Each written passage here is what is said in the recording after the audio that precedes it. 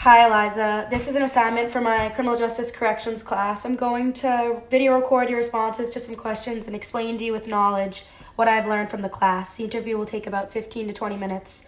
Do I have your consent to record our conversation and share the recording with the class and instructor on the course Blackboard page? Yeah. What do you think could go wrong during the sentencing process that makes punishment unfair or even wrong? I feel like a big, kind of, adversity somebody would face with that would be the lack of resource, like socioeconomic status, not being able to afford, their own lawyer, having to be subjected to having a public defender, which they're overworked and underpaid, so just a lack of, competent defense. So one thing that could go wrong is sentencing disparity. Sentencing disparity when widely divergent penalties are imposed on offenders with similar criminal histories who have previously committed the same offense, but when there's actually no real reasonable justification that can be discerned for the disparity. The interconnectedness of race, gender, and age characteristics gives unfair and severe sentences to specific people or specific communities or groups of people. For example, young African men are targeted. Another result is of the sentencing. Another thing that could go wrong in the sentencing process is wrongful conviction. And wrongful conviction occurs when a factually innocent person is found guilty by either plea or verdict. This happens because mistakes are inevitable and bound to happen in any and all human endeavors. Do you think inmates deserve rights when confined? What kind of rights can you think of? I think it would definitely be dependent on the severity of what they're being convicted of and why they're in prison. Because morally, I don't think, certain people are, redeemable and deserve, constitutional rights as, a free walking person would. For examples, rapists and sex offenders and anything to do with children, that kind of stuff. I deserve rights. What kind I can think of? I guess they're still people, so the only ones I would say I would exclude would be right to bear arms, Second Amendment, that kind of stuff, because some of them are important when that actually pertain to when you're being convicted of a crime, anyways. Yeah. So I'll say a little bit about some of the laws that convicted felons have. So convicted felons do not have any rights other than those conferred by law.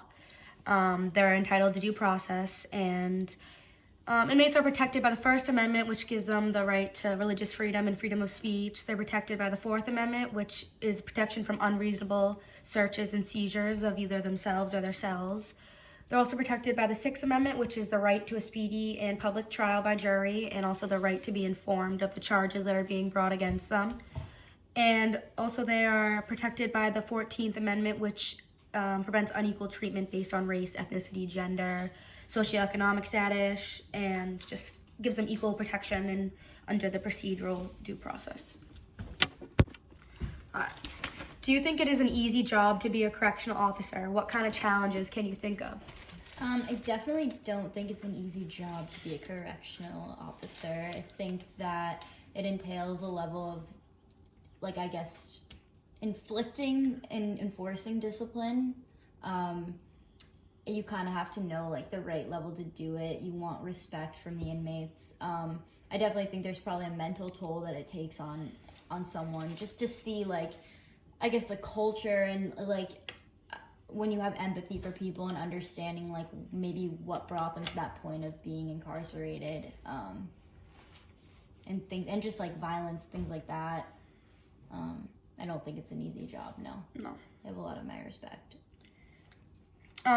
So there's a lot of different types of stress faced by correctional officers. I would say one of the biggest stresses that is induced upon correctional officers is the huge role conflict that they're taking on, because it's a very hard job. It's conflicting demand with strict hierarchies, because obviously correctional officers have to, be held to a certain standard and act in a specific way, but also can induce violence or evoke certain emotional responses in other inmates, so it's very difficult.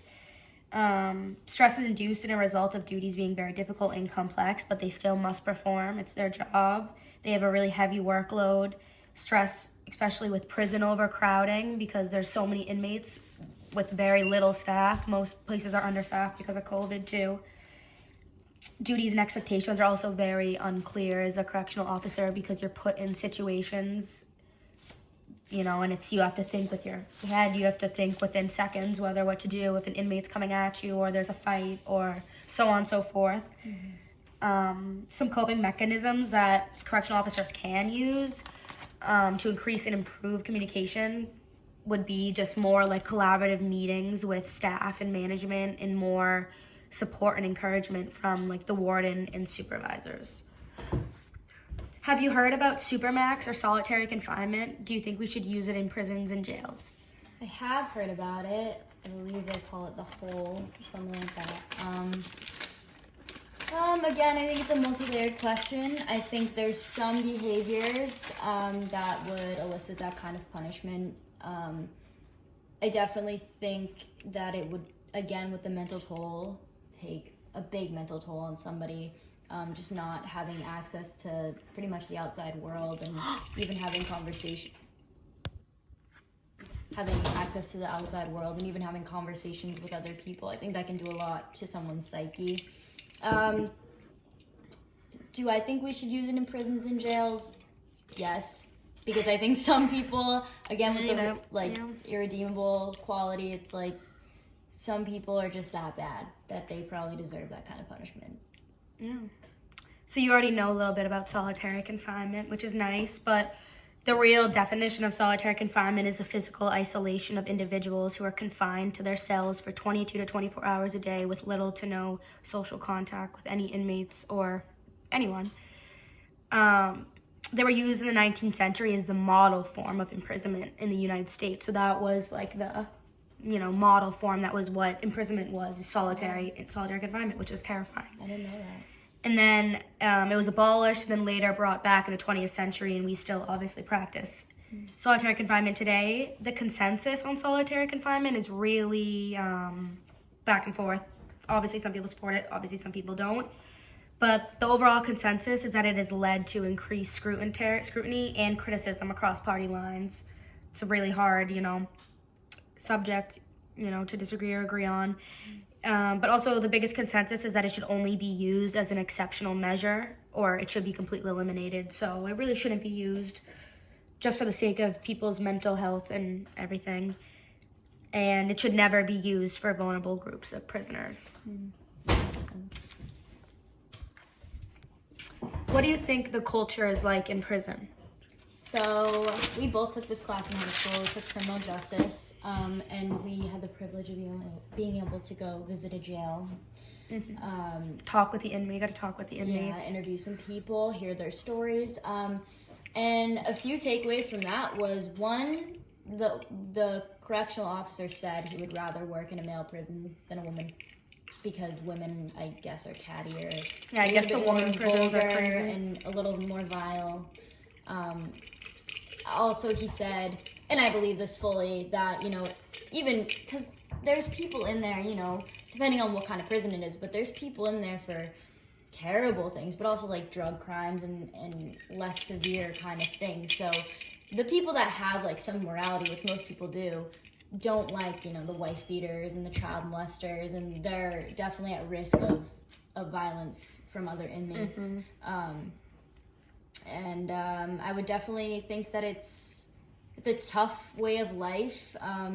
You, again, even without solitary confinement, going back to the last question, you still have like no access to the outside world, essentially. Completely isolated. So again, I mean, I can only imagine the kind of toll that would take on somebody. Yeah, the environment.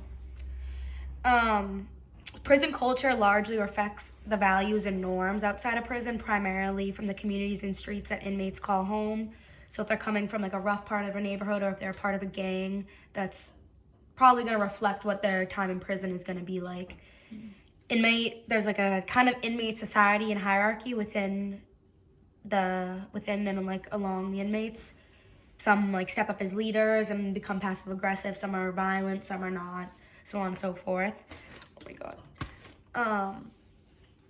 Gangs present within prison are expected to follow and reflect the geographically and racially based gangs from outside prison. So people still have to follow strict gang rules, say if they were in a gang before getting arrested.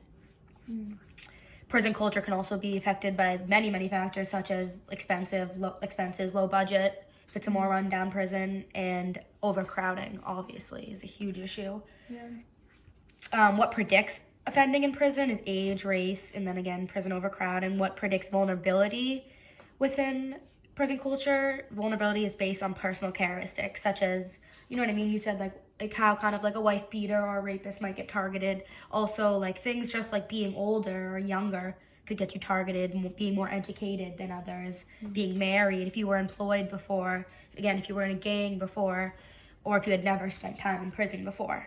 Yeah. And I know when we visited our jail for our field trip for our criminal justice class, they did say a lot about how like women prisons are much worse, the women are cattier and everything.